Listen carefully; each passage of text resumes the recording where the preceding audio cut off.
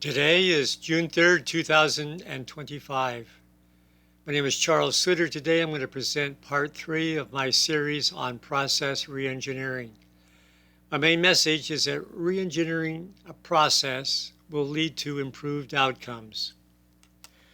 To become effective as a process engineer, you must have a list of principles by which you can apply to explore whether efficiencies can be gained by applying those principles to an existing process. This series of 4 presentations will focus on the top 12 principles of process engineering. This presentation will focus on principles 7 through 9. Any existing process could benefit from applying these 12 principles for improving its performance. Processes that have not been reviewed for improvements for a while are long overdue for reengineering because they not have adapted to the latest technologies and new methods of doing business.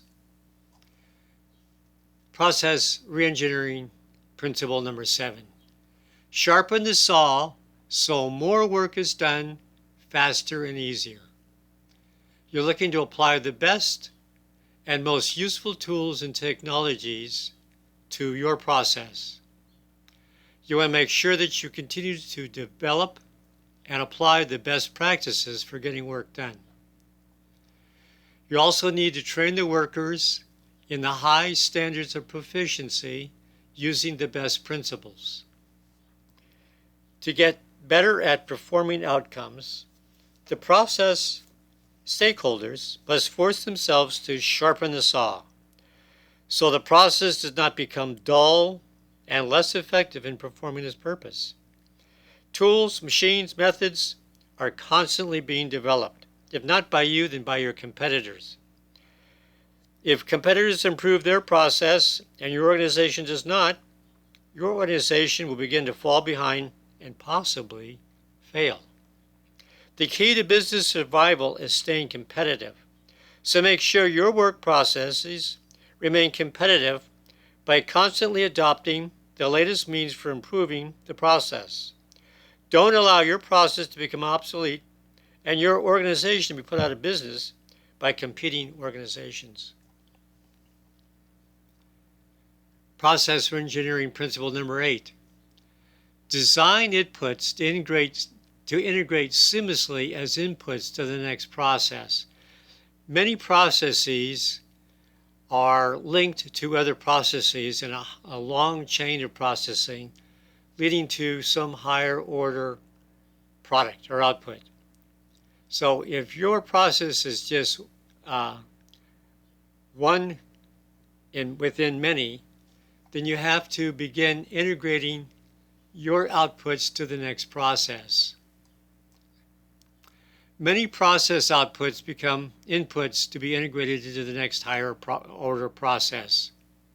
So, design for integration in advance for a smoother fit with other elements of the system. Designing requirements for reliability, safety, and maintainability in advance.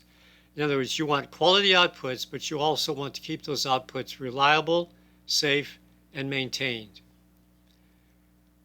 Create cross-functional teams, that is, people who are experts in other dimensions of the standards you're trying to set, including reliability, safety, maintainability, and integratability, to minimize the handover of tasks back and forth. You want to make sure that as the work flows through a process, it does so only once. For those processes whose outputs are integrated with other processes as part of an overarching system, consider ways to integrate your outputs with the next sequential process. If your process outputs become inputs to another process, consider this subsequent process owner to be your stakeholder customer for your outputs. Seek ways to minimize high levels of value and ease of integration, or whatever might be considered something of value further up the system value chain. Number 9, process reengineering principle. Monitor and measure performance and seek continuous improvements. People and their processes will rise to the standards established for performance, as long as they're within reason. Make performance standards and results transparent at every step in the process. Also, empower your employees to test process improvements once they're vetted by the entire team. So, always be measuring performance of the process with metrics for resources required, processing time, defect, error rate, and outputs both qualitatively and quantitatively. Make these performance metrics available for everyone to see and communicate that performance counts because it's being monitored by all the stakeholders. Performance data gives the people working the process first-hand information on the health of the process. If the metrics begin to fall below historical averages or standards, then interventions are warranted for corrective action.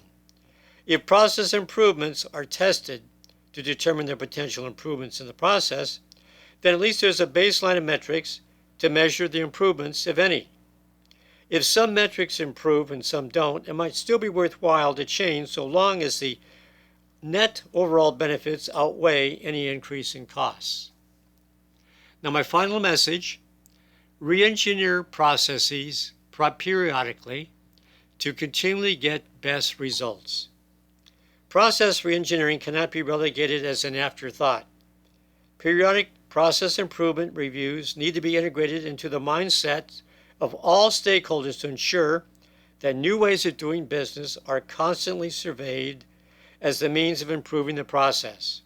Likewise, similar processes done by other organizations, which are your competitors perhaps, should be benchmarked as performance to strive for and to avoid falling behind.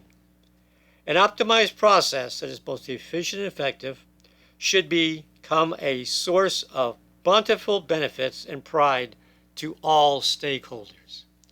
Well, that's all for now. Remember to stay positive, you'll be happier, healthier, and live longer.